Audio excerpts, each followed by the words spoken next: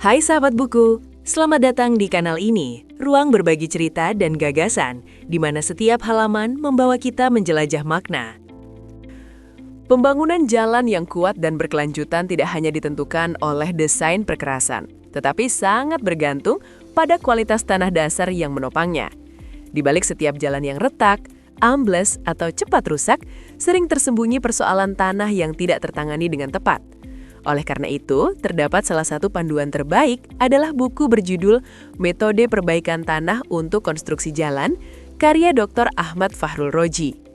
Buku Metode Perbaikan Tanah untuk Konstruksi Jalan hadir sebagai referensi komprehensif yang membahas peran krusial tanah dasar dalam keberhasilan pembangunan infrastruktur jalan.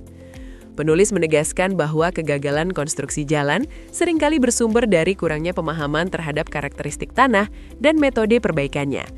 Dengan pendekatan ilmiah namun tetap aplikatif, buku ini menempatkan perbaikan tanah sebagai fondasi utama bagi terciptanya jalan yang aman, tahan lama, dan berkelanjutan. Pada bagian awal, buku ini menguraikan latar belakang dan urgensi perbaikan tanah, disertai dengan tinjauan historis perkembangan teknik perbaikan tanah, baik secara global maupun dalam konteks Indonesia. Pembahasan sejarah tersebut memperlihatkan evolusi metode perbaikan tanah dari teknik sederhana hingga pendekatan modern berbasis teknologi dan riset geoteknik.